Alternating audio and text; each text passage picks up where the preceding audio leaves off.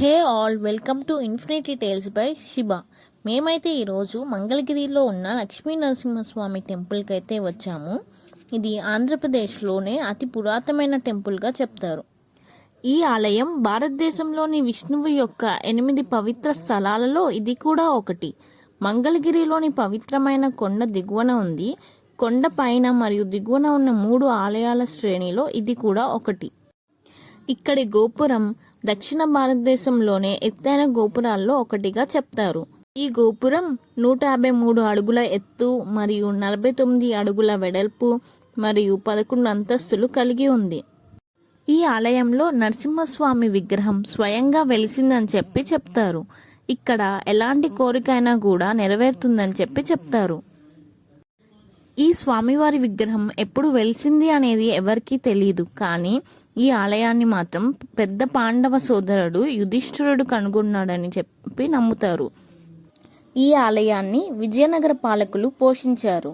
అలానే ఈ 11 అంతస్తుల గాలి గోపురాన్ని జమీందారు పోషకుడు మరియు నరసింహ భక్తుడైన వాసిరెడ్డి వెంకటాద్రి నాయుడు నిర్మించారు. వన్స్ దర్శనం కంప్లీట్ అవ్వగానే పక్కనే ఉన్న బంగారు బావి ఉంటుంది చూడండి.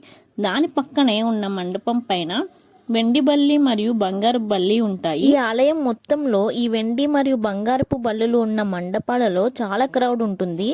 ఈ ఆలయంకి వచ్చిన అందరూ ఇక్కడ దండం పెట్టుకొని వెళ్తారు. ఇక్కడ ఉన్న ఆలయాలు మండపాలు అన్నీ కూడా విజయనగర సామ్రాజ్యం నాటివే అని చెప్తారు. మేమైతే కార్తీక మాసంలో వెళ్ళడం వల్ల చాలా టైం అయితే పట్టింది అండ్ చాలా క్రౌడ్ అయితే ఉంది.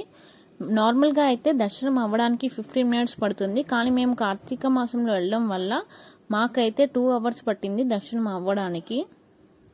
మీరు కనుక ఈ టెంపుల్కి రావాలి అనుకుంటే కనుక మార్నింగ్ బిఫోర్ 11 లోపు వస్తే మీకు ఇక్కడ ఫుడ్ టోకెన్స్ అనేది మీకు దొరుకుతాయి.